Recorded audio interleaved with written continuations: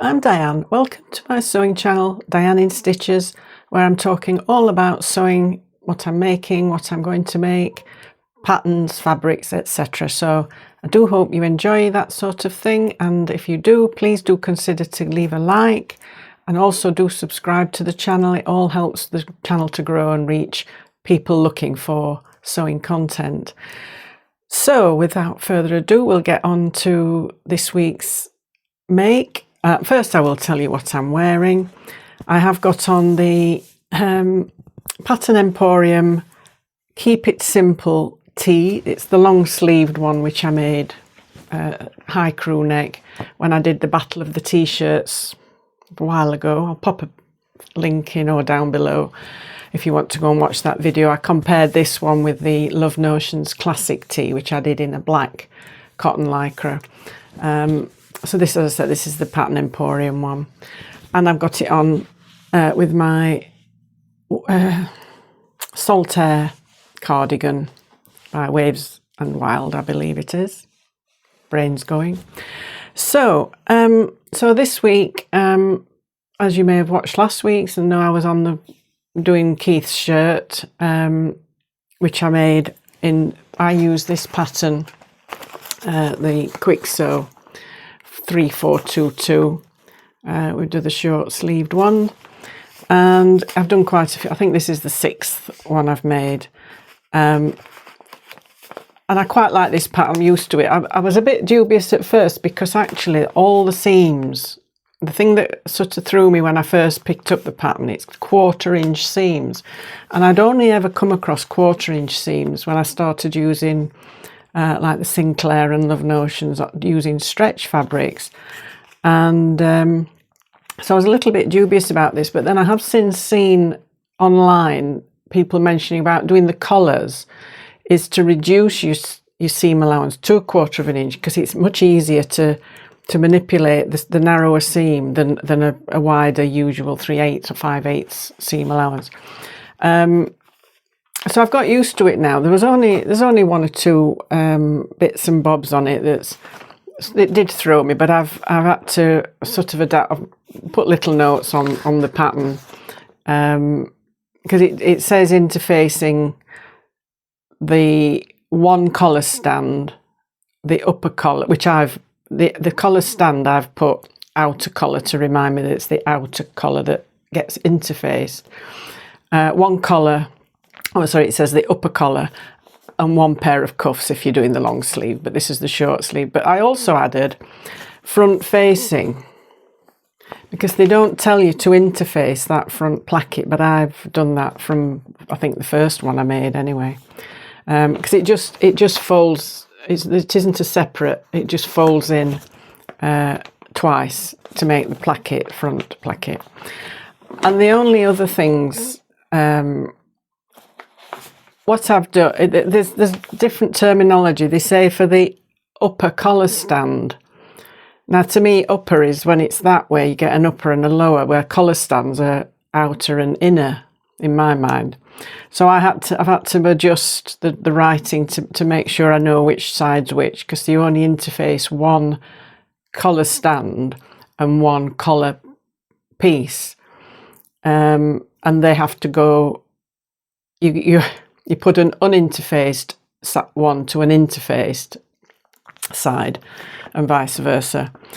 Now I've been, what they tell you to do with the collar is this traditional method of just sandwiching the collar between the 2 stands and then attaching it one side and then flipping that whole thing up. And I actually did a different method, which I've actually done. One of my, I think my Friday Pattern Company Butano shirt highlights the different method, where you actually attach both collar stands to the neckline, and then you sew around. You leave the gap at the top to put in the actual collar piece. You sew it to one side and then flip that up, and then you seal up that top.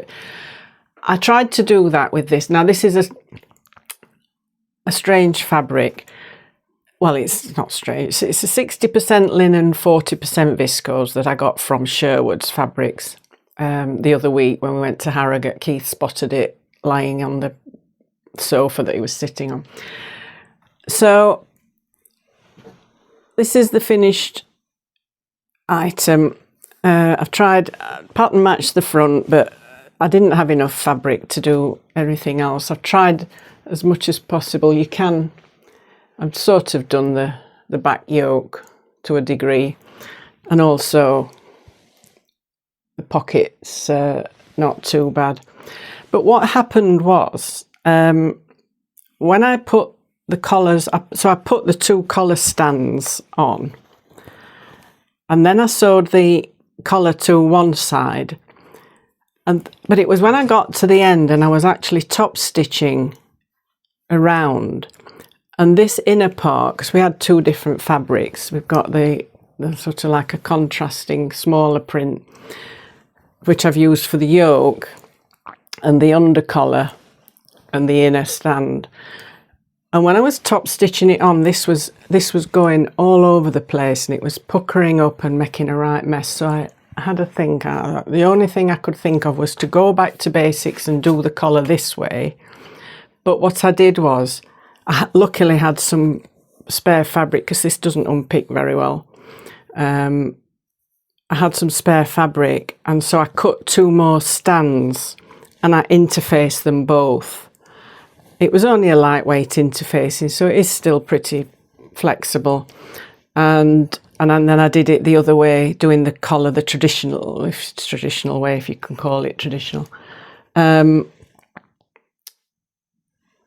by sandwiching the collar piece in between the stands and then sewing on. But I do that a different way, because what they tell you to do then is attach the stand to the inside neckline of the shirt, and then you flip it on, and then you have to top stitch around the outside.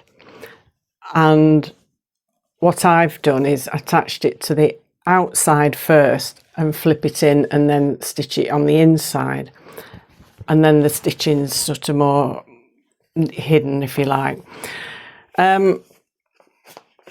So that was it. Yeah, so that was that's the shirt. I'll have been probably putting some pictures and got a little video snippet after I only finished it yesterday, actually. I have looked at Keith. He did say he might fancy a long sleeve one at some point. I've got more fabrics, but they're only enough for, I think, for the short sleeve ones.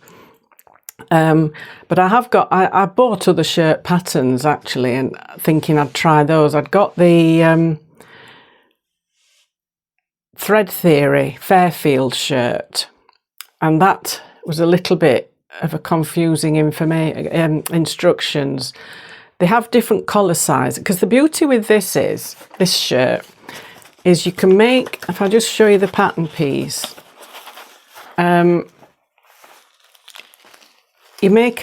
think I make a medium, so that it's a spread of chest size, so he falls into the medium.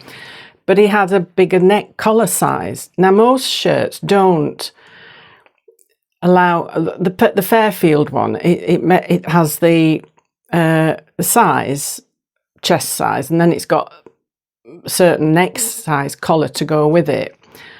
And the instructions for making the bigger collar size were quite baffling to me. You've got to put a muslin toile on, and then cut down and mark a new neckline, and then make your collar to.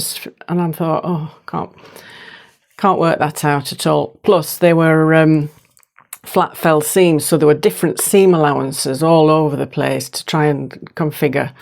So I put that one to side. There was the Wardrobe by Me Jensen shirt, which does look okay, but there's no indication of what the neck size is.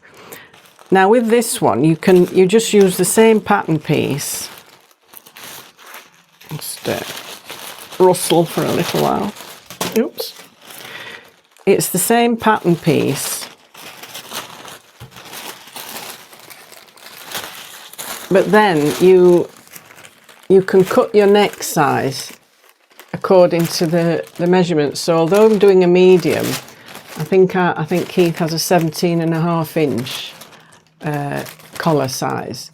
So you just cut it to the size you need. So that's quite, I could probably have put that, actually, I was thinking, that pattern piece onto the other shirt and just cut it out using that particular method and just overlaid it. I don't know, but anyway, we're getting on with this shirt anyway. So yeah, I'm quite happy with and it's the 1/4 inch seam. So what I have to do is I have overlocked the seams, but they are virtually on the seam line that I've sewn on the machine anyway.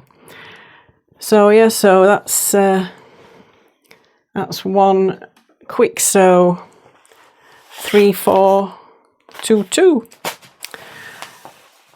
So next on the list, I'm going to try and get this done. I'm not sure, probably for the Sew April Blouse challenge, which is running on Instagram by Cloth Edit and Sewn on the Tyne, and it's just basically sewing a blouse up. I haven't got any of the information, but if you go onto Instagram and look at Sew April Blouse, there's a few vlogger tour going on about people who are taking part in the vlogger tour. Anyway, I might enter it, I might not. I'm doing the Love Notions Rhapsody Blouse. I made one of these ages ago in a double gauze. I just made the sleeveless version. It was a double gauze. And it turned out all right. So I just wanted to have another go at this. It's a lovely blouse. And I'm going to do what they're calling, I think it's the short bishop sleeve. So I think it's just like a 3/4 and it's gathered in. I think it's just an elasticated cuff or end of sleeve hem. There's the ties if you want. I thought there was another one. You can actually leave the ties off if you want. So I'm not sure what I'm going to do with that one. But I got this fabric. It's a little bit out of the ordinary for me. I have animal print, which was from this is called Nairobi, and it's a viscose chalice. And it was from Sherwood's Fabrics. I ordered quite a few. They had a big sale last year.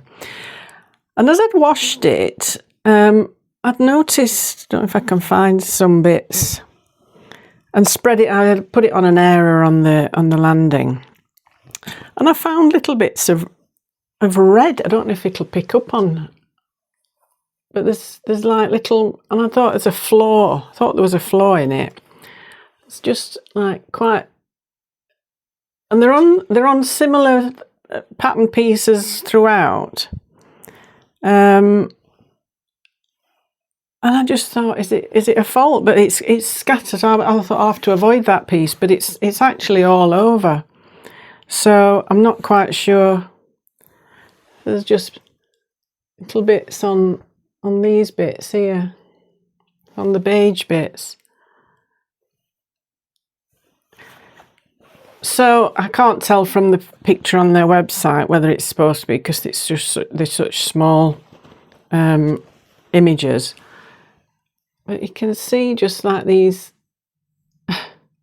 little red smudges bits anyway. But then again, there's sort of, oh, it's a grey colour. So I don't know. Anyway, I'll just have to go with it. I don't think it's going to be particularly noticeable, so we'll go with it anyway. So and then my next project is I'm going to do the Rivy blouse shirt in the stripe, the one with the stripe going the diagonal way on the yokes. So I think that's all. There's not much else happening. I'm still in discussions, shall we say, with a certain financial institution dealing with my sister's money matters, that they're still, it's been a month and a half now I've been trying to sort these people out, and they're just going mad. It's driving me mad. So anyway, And I heard this week that where I bought the shop in Sheffield, where I bought my overlocker and cover stitch from, they were a baby lock distributor. They're closing down. They're having a closing down. I got an email the other day. We're closing down sale. We did actually go the other day